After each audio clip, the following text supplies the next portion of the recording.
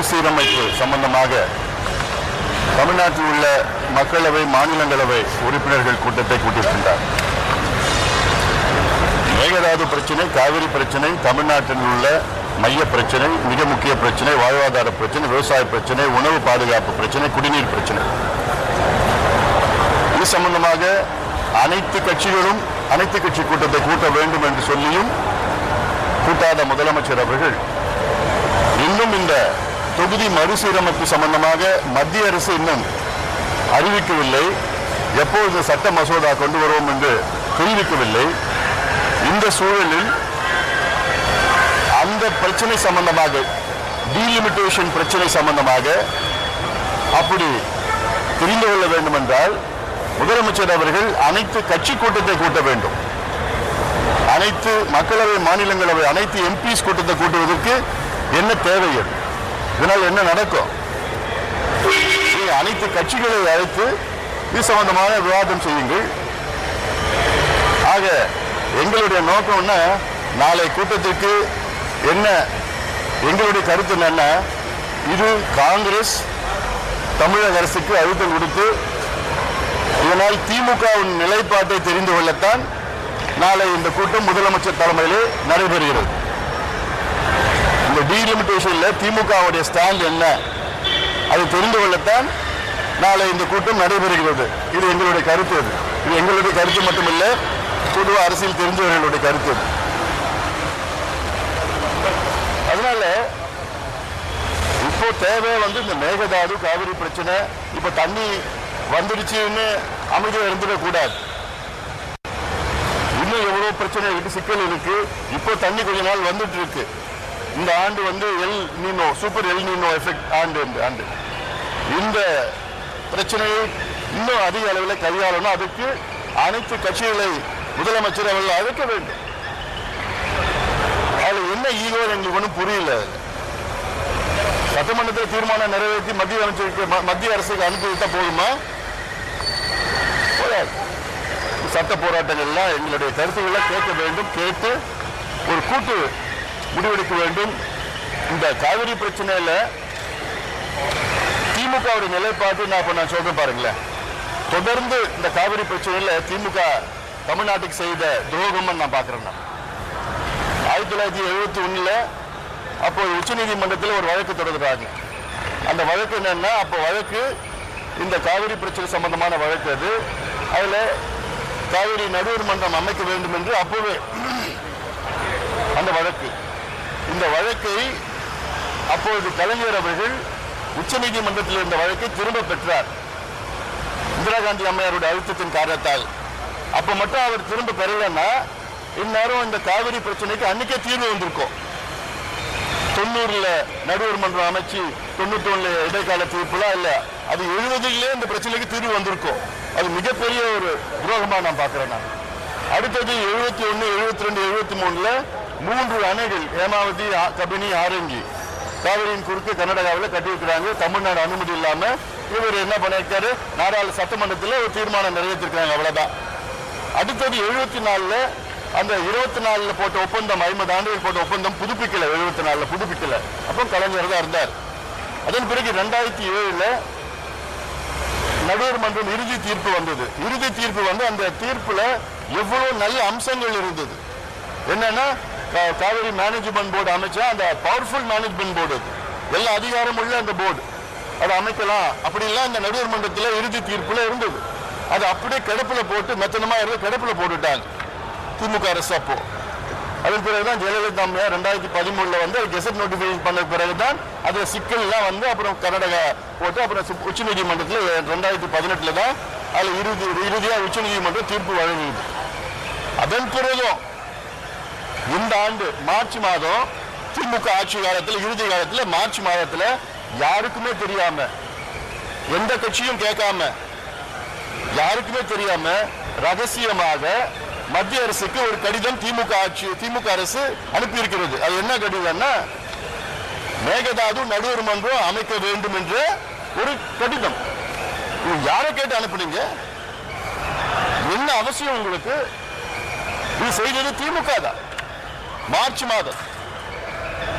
அதன் பிறகு பிறகு சட்டமன்றத்தில் இப்போ 2 மாதத்துக்கு முன்பு சட்டமன்றத்தில் தீர்மானம் வந்த நேரத்தில் அதுல ஒரு திருத்தம் வேண்டும் என்று எதிர்கட்சி தலைவர் கொண்டு வர்றார்.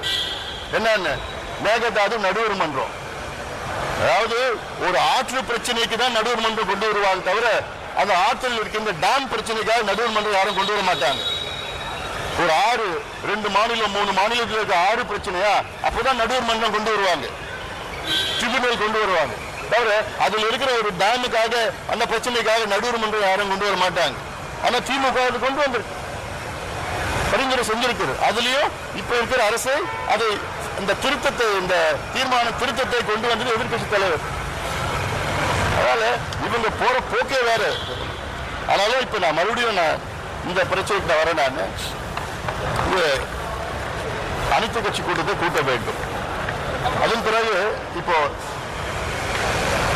பட்ஜெட்டை பத்தி கேட்டீங்க. இந்த பட்ஜெட்ல பாத்தீங்கன்னா தமிழக அரசு ஒரு வேற விதமான ஒரு டைரக்ஷன்ல போயிட்டு இருக்கு. என்ன எதுக்குன்னா இந்த வேலை வாய்ப்பு சம்பந்தமா. அதாவது அரசு வேலைகள் எல்லாமே ஒன்று தற்காலிக வேலைகள் அல்லது தனியார் வேலைகளாக, ஒன்று பிரைவேடைசேஷன் ஆஃப் கவர்மெண்ட் ஒர்க்ஸ் இல்லைன்னா டெம்பரரி ஒர்க்கர்ஸ். இந்த நோக்கி தான் போயிட்டு இருக்கு. இப்போ ஒரு உதாரணம் எடுத்துங்க, போக்குவரத்து துறையில் இப்போ அந்த பேருந்துகளை இயக்கணும்னா அரசு நிதி கொடுக்குமா, அந்த பேருந்துகளை தனியார் நிறுவனங்கள் இயக்குவாங்களாம். அந்த எலக்ட்ரிக் வெஹிக்கிள்ஸ் எல்லாம் பஸ், எலக்ட்ரிக் பஸ். இது திமுக தான் கொண்டு வந்தாங்க. ஆனா நீங்க எதுக்கு அவங்களை பின்பற்றுறீங்க? அதே போன்று இபி மின்சாரத்துறையில அந்த தற்காலிகமாக இருக்கின்ற பணியாளர்கள் அது அவங்களுடைய பணி நிலைப்புலாம் ஒன்றும் கிடையாது, இன்னும் தற்காலிகமாக தான் இருக்கணும். அதுல எப்படி கான்ட்ராக்ட் கொடுக்கலாம். துப்புரவு பணியாளர்கள் அவங்கள தனியார் மயமாக்குறது, அந்த வேலைகள்லாம் எல்லாமே இப்போ தனியார் மயமாக்குகின்ற ஒரு சூழல். இப்போ ஒரு ஜிஓ ஒன்று இருக்கு என் கையில்.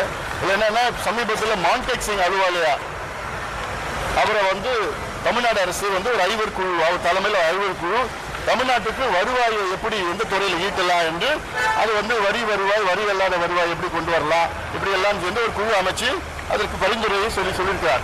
அது டேர்ம்ஸ் ஆஃப் ரெஃபரன்ஸ் எல்லாம் பார்த்தீங்கன்னா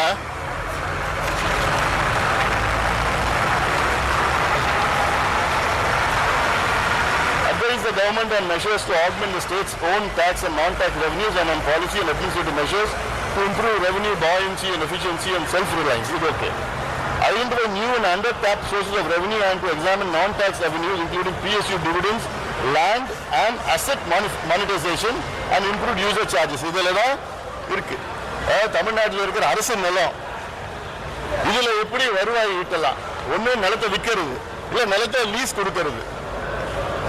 அது இல்லாம யூசர் சார்ஜஸ்னா என்ன? இப்ப மின் கட்டணம் எப்படி உயர்த்தலாம், பேருந்து கட்டணத்தை எப்படி உயர்த்தலாம், வருவாயை மக்களை பிழிஞ்சு எப்படி வருவாயை ஈட்டலாம். மான்டெக் சிங் அலுவாலியா என்பவர் அவர் உலக வங்கியில் பணியாற்றினார். அதன் பிறகு பிளானிங் கமிஷன் டெபுட்டி சேர்மனா இருந்தார்.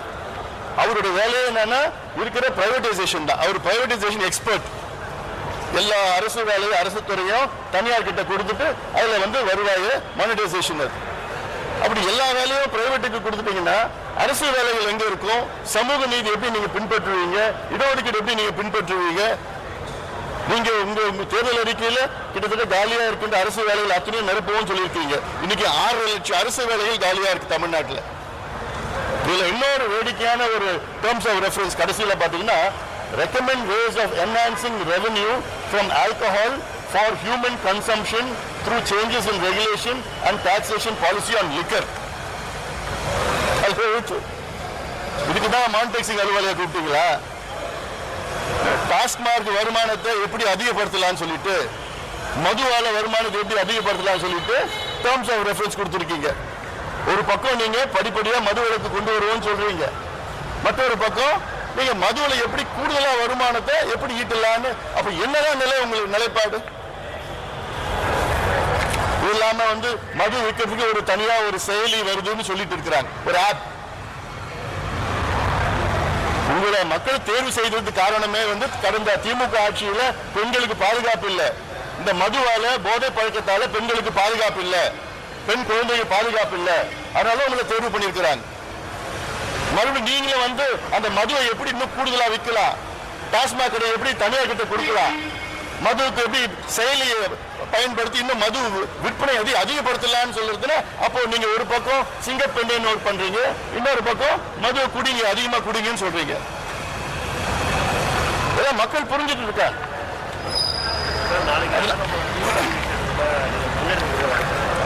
நாளைக்கு நாங்கள் முடிவு பண்ணுவோம். காத்தால முடிச்சு இருந்து நாளைக்கு காலையில் நாங்கள் முடிவு பண்ணுவோம். ஏன்னா இன்னொன்று இந்த கூட்டமே நாளைக்கு நடக்கிற சும்மா யாரும் திமுக போக போறது இல்லை, அதிமுக போக போறது இல்லை. நடக்கிறது என்னன்னா திமுக நிலைப்பாடு தெரிந்தவர்களை தான் காங்கிரஸ் மூலமாக இந்த கூட்டம் நடைபெறுது. இன்னும் மத்திய அரசு அறிவிக்கல டீலிமிட்டேஷன் நாங்கள் கொண்டு வருமா வரலையான்னு மத்திய அரசு அறிவிக்கல. அறிவிக்காத பொழுது இந்த ஒரு கூட்டம் எதுக்கு?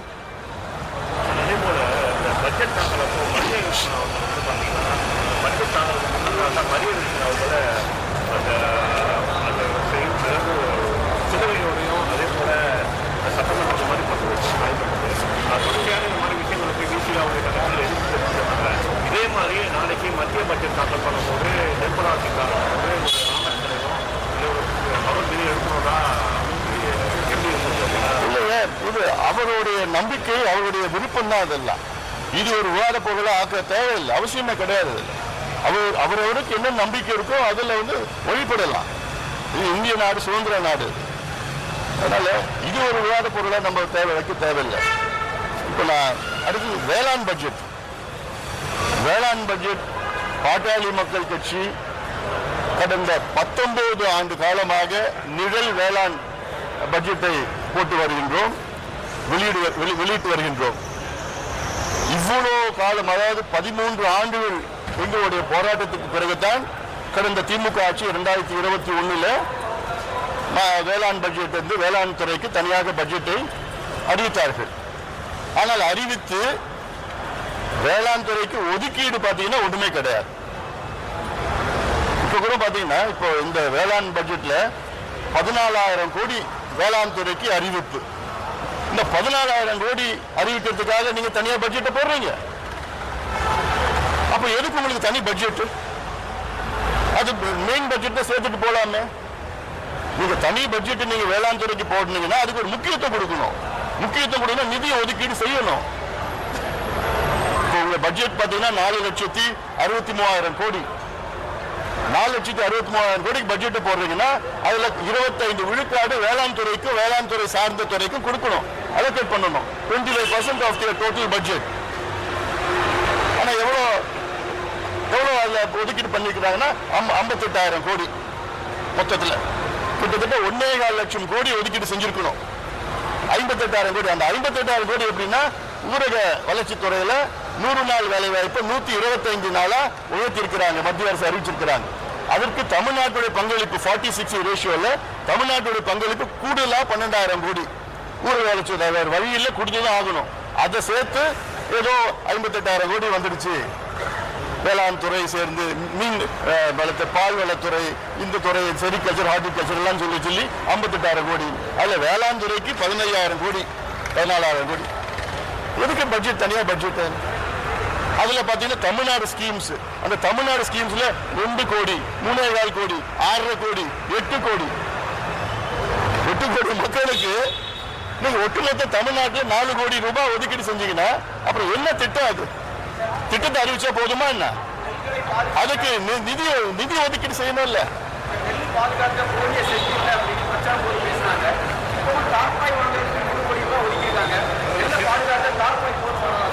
நிச்சயமா போதாது. அதாவது தமிழ்நாட்டில்